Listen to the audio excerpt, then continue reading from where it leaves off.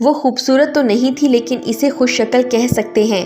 Sleeve لیس کپڑوں میں اپنے انداز سے ماڈرن دکھائی دیتی تھی۔ اس کی عمر 20-21 برس ہوگی۔ میں اور عامر اس وقت جناح سپر مارکیٹ کے ایک کافی سٹال پر تھے۔ وہ لڑکی چلتے چلتے ہمارے قریب سے گزری۔ اسی دوران اس نے ایک اچٹتی ہوئی نگاہ ہم پر ڈالی اور آگے بڑھتی چلی گئی۔ شرط لگا لو، یہ لڑکی 2 نمبر ہے، عامر نے کافی کا سپ لیتے ہوئے کہا۔ جانے دو یار، کیوں کسی شریف لڑکی پر تہمت لگا رہے ہو؟ میں نے سر جھٹکتے ہوئے کہا۔ عامر کو شاید یہ بات بری لگی کہ میں نے اس کے گیان پر شک کیا ہے۔ وہ پوری سنجیدگی سے مجھے یقین دلانے لگا کہ وہ لڑکیوں کے بارے میں مجھ سے زیادہ جانتا ہے اور محض ایک نظر دیکھ کر بتا سکتا ہے کہ لڑکی کا کریکٹر کیسا ہے، جبکہ میں مصر تھا۔ ظاہر سے کسی کی باطن کا اندازہ لگانا ناممکن ہے۔ اچھا آؤ ذرا اس کا تعاقب کرتے ہیں، ابھی دودھ کا دودھ اور پانی کا پانی ہو جائے گا، عامر نے تنگ آ کر کہا۔ میرے جواب کا انتظار کیے بغیر وہ اس سمت چل پڑا جدھر وہ لڑکی گئی تھی۔ میں لپک کر اس کے ساتھ چلنے لگا۔ عامر بھی ان لوگوں میں سے تھا جو ہار ماننا اپنی توہین سمجھتے ہیں۔ اگر ایسی کوئی صورتحال ہو تو پھر اس کی حالت دیکھنے والی ہوتی ہے۔ میں اس کی کیفیت سے لطف اندوز ہو رہا تھا۔ عجیب بات تھی لیکن اس شام ہمیں کوئی خاص مصروفیت بھی درپیش نہیں تھی۔ جلدی وہ ہمیں نظر آنے لگی۔ وہ ایک کپڑوں کی دکان میں داخل ہو رہی تھی۔ یہ بہت اعلیٰ معیار کی دکان تھی جہاں بہت مہنگے ملبوسات تھے۔ میں اور عامر بھی دکان میں داخل ہو گئے۔ ہم یوں ہی ڈریسز دیکھنے لگے۔ نظر اس پر تھی۔ وہ بڑی دلچسپی سے مختلف ملبوسات کا جائزہ لے رہی تھی، پرائس ٹیگ چیک کرتی تھی۔ پھر ایک لباس اسے پسند آ گیا، وہ اسے مختلف زاویوں سے چیک کر رہی تھی۔ دیکھ لو، وہ خریداری کرنے آئی ہے، ابھی یہ لباس خرید کر چل دے گی۔ میں نے سرگوشی کی۔ خاموش، تیل دیکھو، تیل کی دھار دیکھو، عامر نے منہ بناتے ہوئے کہا۔ پھر ایسا لگا جیسے اس لڑکی کا ارادہ بدل گیا۔ وہ اس دکان سے نکل گئی۔ ظاہر ہے ہم وہاں کیسے رک سکتے تھے۔ چند لمحوں بعد ہم نے اسے اس طرف جاتے دیکھا جدھر جیولری شاپ تھی۔ پہلے وہ مختلف دکانوں کے باہر سے گزرتے ہوئے جیولری سیٹس کو دیکھتی رہی جو اس مقصد کے تحت ہی رکھے گئے تھے کہ گاہک باہر سے ہی شیشے میں سیٹ دیکھ کر متوجہ ہوں۔ پھر ایک دکان کے اندر چلی گئی۔ شیشے میں سے اسے دیکھا جا سکتا تھا۔ ہم باہر سے جائزہ لیتے رہے۔ چند منٹ اس دکان میں گزرنے کے بعد وہ یہاں سے نکلی اور آگے بڑھ گئی۔ اب اس کا رخ ایک شاپنگ مال کی طرف تھا۔ میرا خیال ہے کہ اب اس کا پیچھا چھوڑ دینا چاہیے۔ آؤ کسی ریسٹورنٹ میں کھانا کھاتے ہیں، میں نے عامر سے کہا۔ تو پھر یہ کیسے پتہ چلے گا کہ میں نے جو کہا تھا وہ ٹھیک تھا؟ عامر نے تیز لہجے میں کہا۔ چلو میرے ساتھ۔ ہم بھی شاپنگ مال میں داخل ہو گئے۔ یہاں بھی اس لڑکی نے مختلف دکانوں میں کچھ وقت گزارا لیکن خریدا کچھ بھی نہیں تھا۔ میں کچھ اکتا سا گیا تھا۔ لڑکی وہاں سے بھی نکل آئی اور پیٹرول پمپ سے آگے چلتے چلتے ایک بیکری میں داخل ہو گئی۔ اچھا اب مجھے جانے دو، تم تحقیق کرتے رہو کہ یہ 1 نمبر ہے یا 2 نمبر، میں نے بالآخر کہہ دیا۔ شرط لگا لو یہ لڑکی گاہک ڈھونڈ رہی ہے، عامر بولا۔ ایک تنہا لڑکی دیکھ کر الزام مت لگاؤ، مجھے ایسی کوئی بات نہیں لگتی، میں نے فوراً کہا۔ تو پھر ڈر کس بات کا؟ لگاؤ 2000 روپے کی شرط، میں بھی ثابت کر دوں گا کہ یہ 2 نمبر ہے، عامر نے زور دے کر کہا۔ اچھا کرو ثابت، میں ہار گیا تو اسی وقت 2000 تمہارے ہاتھ پر رکھ دوں گا، میں نے کہا۔ عین اسی وقت وہ لڑکی باہر آئی۔ اس کے ہاتھ میں آئس کریم کپ تھا۔ وہ آئس کریم کھاتے ہوئے باہر نکلی تھی۔ یہاں رکو اور دیکھو میں کیسے ثابت کرتا ہوں۔ عامر آگے بڑھ گیا۔ وہ اس لڑکی کے پاس جا کر اس سے باتیں کرنے لگا۔ میں دور سے یہ منظر دیکھتا رہا۔ اس دوران عامر نے میری طرف اشارہ کیا۔ اس لڑکی نے مجھے دور سے دیکھا۔ گفتگو جاری رہی۔ پھر وہ دونوں میری طرف آنے لگے۔ میں سوچ رہا تھا کہ عامر نے اسے پتہ نہیں کیا کہانی سنائی ہے اور وہ لڑکی نہ جانے کیا کہے گی۔ جب وہ میرے قریب آئی تو گہری نظروں سے مجھے دیکھ رہی تھی۔ میں تس بذب کے عالم میں ان دونوں کو دیکھ رہا تھا۔ ایسے کیا دیکھ رہے ہو؟ 3000 میں بات طے ہوئی ہے۔ میں نے اسے بتا دیا ہے کہ تم تنہا ہو اور اس کی حسین رفاقت سے خط اٹھانا چاہتے ہو۔ اب بتاؤ اسے کہاں لے جانا ہے؟ عامر نے آنکھ دباتے ہوئے کہا۔ نہ جانے کیوں مجھے بڑی مایوسی ہوئی۔ عامر میرے سامنے سینہ پھیلائے کھڑا تھا۔ میں نے جیب میں سے 2000 نکال کر عامر کے ہاتھ پر رکھ دیے۔ اچھا اب تم جاؤ، تخلیہ، میں نے عامر کو گھورتے ہوئے کہا۔ ٹھیک ہے मुझे भी कबाब में हड्डी बनने का कोई शौक नहीं, आमिर ने मसनूई गुस्से से कहा और चलता बना। मैं लड़की की तरफ मुतवज्जा हुआ, वो भी मेरी तरफ देख रही थी। अंदाज से खासी पुरइत्माद नज़र आ रही थी। जाहिर है इस तरह के कारोबार में पुरइत्माद लोग ही तरक्की करते हैं, जबकि मेरी हालत इसके बरक्स थी, क्योंकि मैं इस फील्ड का आदमी नहीं था। बात मजाक ही मजाक में यहाँ तक आ पहुँचेगी इसका मुझे अंदाज़ा नहीं था। क्या बात है, किस सोच में गुम हो? लड़की बोली। मैं सोच रहा था कि मुनासिब अल्फाज में इससे माजरत करूं और अपनी राह लूं। मुझे इस लड़की पर गुस्सा भी आ रहा था, इसकी वजह से मैं शर्त हार गया था। क्या डर लग रहा है? लड़की ने लफ्ज़ चबाते हुए कहा। ऐसी कोई बात नहीं, दरअसल मैं तुम्हें कहीं ले जा नहीं सकता। मैंने तमहीद बांधी। ये तो बहुत अच्छी बात है, मैं किसी के साथ जाती भी नहीं, तुम्हें मेरे साथ चलना पड़ेगा। वो बोली। ओके तो चलो, मेरी गाड़ी यहाँ करीब ही खड़ी है।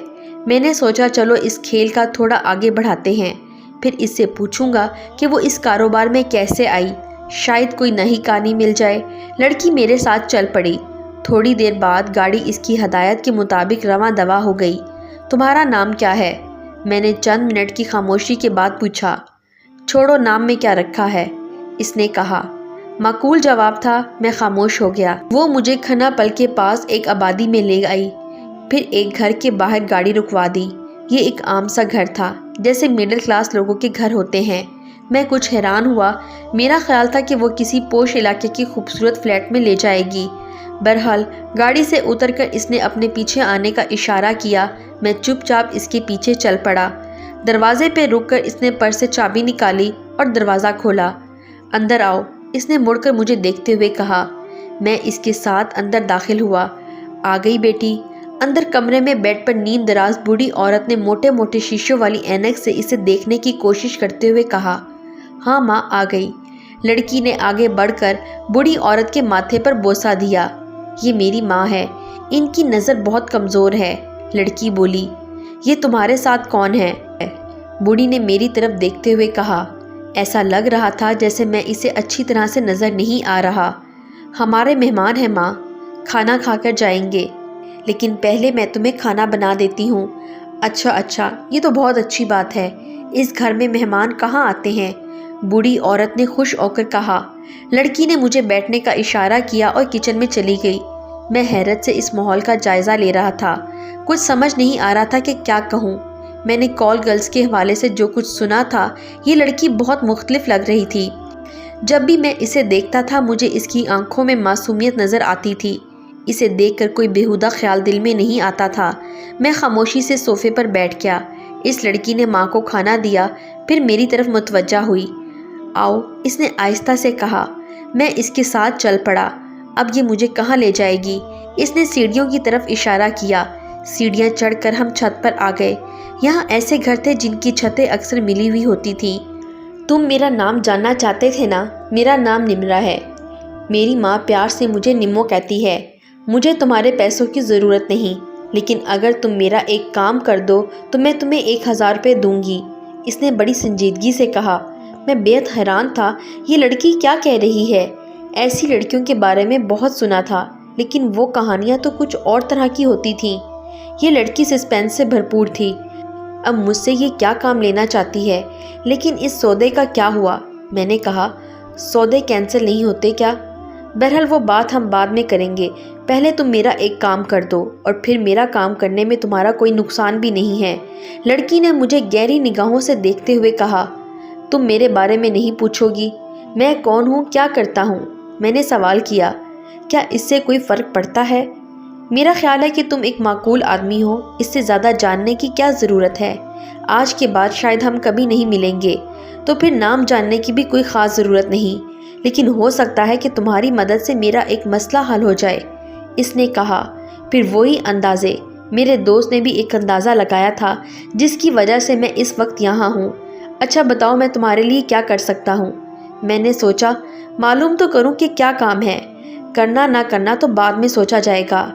मैं निम्मो तुम्हारी महबूबा हूँ। तुम हर कीमत पर मुझसे शादी करना चाहते हो, और तुम्हारे रास्ते में जो भी आया तुम इसे माफ़ नहीं करोगे, इसे जान से मार दोगे, बल्कि तेज़ धार खंजर से इसके छोटे छोटे टुकड़े कर दोगे, इसने दांत पीसते हुए कहा। ہاں یہ کیا کہہ رہی ہو؟ میری سمجھ میں کچھ نہیں آ رہا، میں نے نفی میں سر ہلاتے ہوئے کہا۔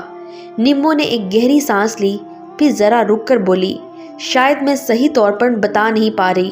اچھا سنو، یہ 7 والا جو گھر ہے اس میں ایک نہایت گھٹیا قسم کا آوارہ اور لوفر نوجوان رہتا ہے۔ اس منحوس نے میرا جینا حرام کیا ہوا ہے، آتے جاتے راستے میں تنگ کرتا ہے، میری طاق میں رہتا ہے، یہاں چھت پر کپڑے ڈالنے آؤ یا کسی کام سے آؤ تو وہ بھی اپنی چھت پر آ جاتا ہے، وہاں سے فحش اشارے کرتا ہے، گندے فکرے اچھالتا ہے۔ میں نے اپنے طور پر کئی بار اسے منہ توڑ جواب دیا ہے لیکن وہ باز نہیں آتا، اور اب تو حد ہو گئی ہے، اس نے ایسی گھٹیا حرکت کی ہے کہ میں تمہاری مدد لینے پر مجبور ہوں، مجھے اس سے چھٹکارا چاہیے۔ اب کیا ہوا؟ میں نے اس کی بات کو سمجھنے کی کوشش کرتے ہوئے کہا۔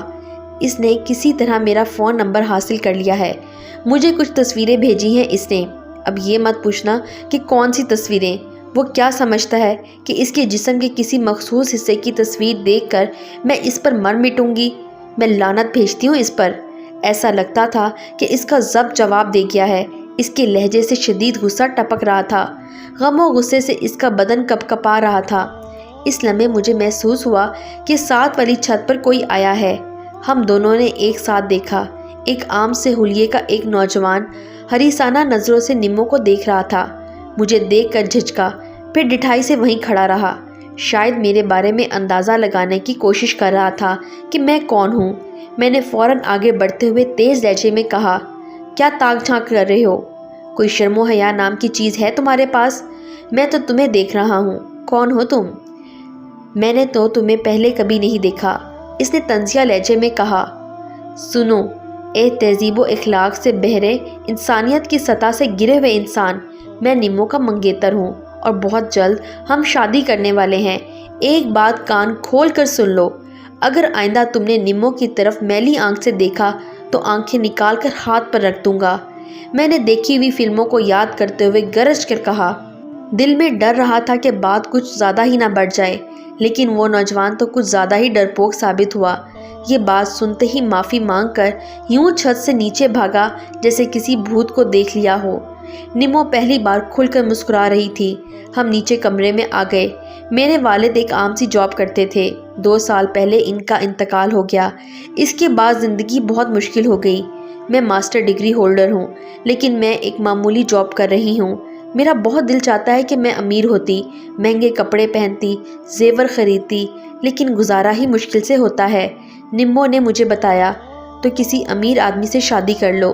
میں نے کہا، نہیں یہ میری پرائیورٹی نہیں ہے، پتہ نہیں پھر میری ماں کا کیا ہوگا۔ ابھی تو میں اچھی جاب ڈھونڈ رہی ہوں۔ دکھ تو اس بات کا ہے کہ اکیلی لڑکی کا جینا یہاں اتنا مشکل کیوں ہے؟ تمہارے دوست نے بھی مجھے 2 نمبر لڑکی سمجھا تھا نا؟ میں تو وہاں حسرت سے ان چیزوں کو دیکھنے گئی تھی جنہیں میں خرید نہیں سکتی۔ میں نے نوٹ کیا تھا کہ تم دونوں میرا پیچھا کر رہے ہو، پھر جب تمہارے دوست نے مجھ سے بات کی تو میں نے تمہیں دیکھا، اور پھر میرے ذہن میں خیال آیا کہ شاید تمہاری مدد سے میں اس لوفر سے چھٹکارا پا سکوں، اس لیے یہ رسک لیا۔ نمو نے کہا، تمہاری بات سن کر مجھے کتنی خوشی ہوئی ہے تم سوچ بھی نہیں سکتی۔ ابھی میں جا رہا ہوں کیونکہ مجھے عامر سے 2000 روپے واپس لینے ہیں، لیکن فکر مت کرو، مجھے اپنا دوست سمجھو، میں وقتاً فوقتاً آتا جاتا رہوں گا، شاید تمہارے پڑوسی کو مزید ڈوز کی ضرورت پڑے۔ میں نے خوش ہو کر کہا، کھانا تو کھاتے جاؤ۔ نمو نے مسکرا کر کہا، اگلی بار آؤں گا تو ضرور کھاؤں گا۔ میں نے یہ کہہ کر ماں جی کو سلام کر کے وہاں سے باہر نکل آیا۔